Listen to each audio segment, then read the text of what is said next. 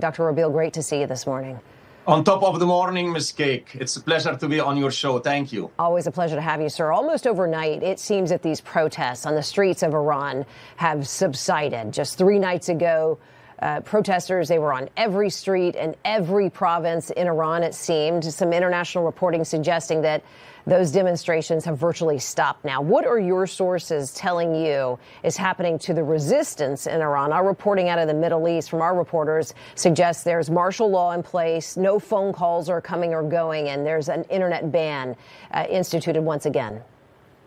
Well, I would say they haven't stopped. They decreased. And why they decreased? Because the regime has a monopoly of power, monopoly of weapons, and had used it brutally against his own people. You know, some would say 3,000, and according to other sources, especially intelligence sources, that say you have in the 1,000, over 10,000 people killed. So mainly, you know, the people are worried, but still I feel, you know, their compact with the regime has ended. It's not going to end. And they are waiting for the president now to see what he's going to do. And I think once the president take any action, we are going to see the protest again, you know, taken to the streets. So there is an accounting that we understand is going on with the administration. The U.S. currently repositioning assets. We've sent a carrier strike group to the Middle East, some land-based defense systems, all this according to Department of Defense. That was on the record. At the same time, Qatar, Turkey, Egypt. What do you make of this, Dr. Rabil? Even the New York Times reporting that Israel, all urging President Trump to stand down. What do you make of that? Well, they are worried because you have a lot of questions that remain unanswered within Iran and without Iran. Within Iran, you know, what kind of action are we going to take? Did we speak with the regular army? How much are we going to hit? Are we going to hit Tehran or separate Tehran from the other area? You know, how the regime is going to merely react. Is he going to go and fire missiles? And I think what the president is doing, and please let me add this, it's too important. Because mainly on social media now and other venues, they say, well, wait and see. No, it's more than wait and see. Mainly now he is putting, mainly, you know, he is employing really what has worked for him. And it has appended, you know, the way we approach foreign policy. And this is the component of the president being unpredictable, Ms. Cake. Yeah. So this is why the president is taking his time to see what kind of a path, the best path, so as to have a transition of power without a bloodbath. And of course, Ms. Cake, you know, since I dealt with Iraq, you know, before and during the invasion, you know, we have a lot of questions. We have to speak with the with the Turks. Are they going to support the Kurds in Iran? We are going to speak with the Iraqi. The Iraqi is too important. We see now a transition of power and probably to a pro-Iranian minister, prime minister. You have Al-Hashd al-Sha'bi. They are 200,000 pro-Iranian militia.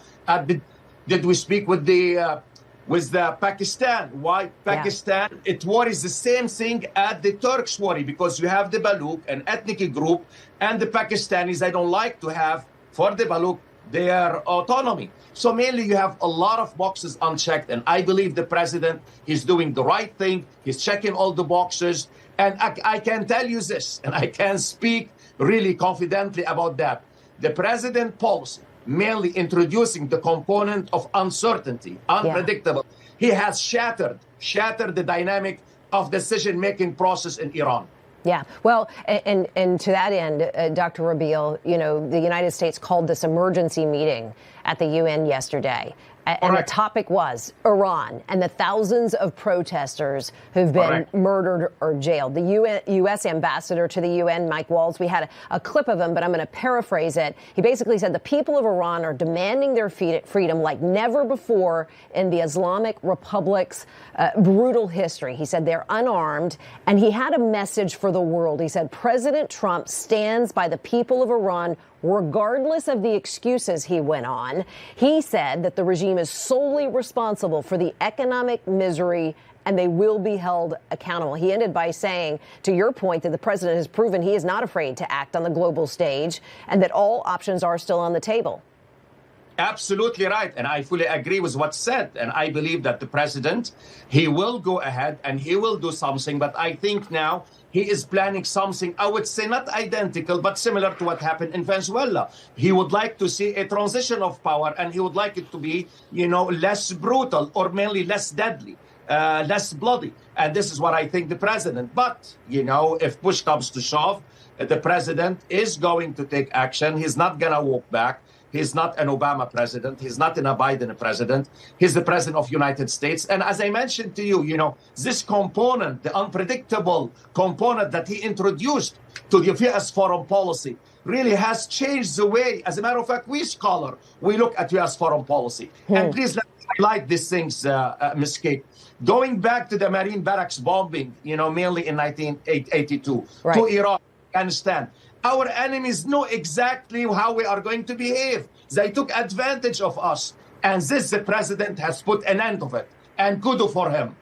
And good for us. And the element of surprise is what the president is trying to maintain, you're saying. Absolutely, Ms. Kate. That said, to the protesters there on the ground, you're standing over the body of perhaps your sister, your brother, a friend. You hear the president one day saying help's on the way. The next day he said, well, the killings have stopped. The executions have halted. Caroline Leavitt was pressed on this in her press briefing yesterday. Let's listen. And the president understands today that 800 executions that were scheduled and supposed to take place yesterday were halted. And so the president and his team are closely monitoring this situation, and all options remain on the table for the president. Can't truly trust the communication out of that country right now. Do you believe that those executions have in fact stopped? Well, as a matter of fact, on this matter, I believe indeed they stopped because they were planning to execute a gentleman there. They took him from his home and they stopped. And I listened to the Iranian news. I still listen to Iranian news. I listen to Hezbollah news. And I think, broadly speaking, I cannot speak in a definitive term, but broadly speaking, indeed they stopped. As I mentioned to you, now the regime, Ms. Cake, the regime is facing the beginning of its end. And it's on chemotherapy.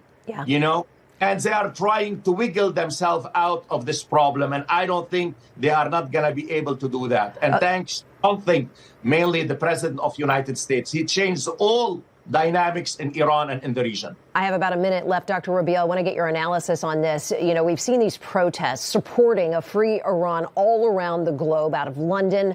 Thousands turned out of Paris, Berlin. Here in the United States, there have been, a few that have cropped up. There was one in L.A., one outside the White House. But the Washington Examiner took issue with this. When you see the gatherings in the U.S., it's maybe, 30, 40 people. Here at home, the commentator here wrote, there is this deafening silence on the left about Iran right now. My question is, where are all those activists? We saw marching in support, of the Gazans on those college campuses in the last year. Where are all of those people protesting the rights of the people of Iran?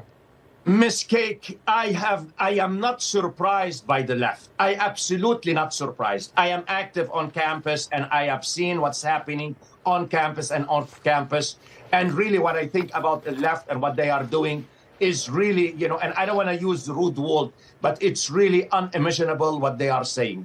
They are forgetting their core principles of human rights. They look at human rights and they use it to protect some other things. They look at social justice and they use it as a pretext for other things. They are lost. They are in a world absolutely detached from reality. Absolutely detached from reality. And it's really, and what has been happening for the last 20 years in academia and outside academia, led by the woke, led by the left, really has left us has left many youth, many American youth and other youth in a very, very, I would say, here I have to be careful what word I want to say, in a very unenviable situation. Really.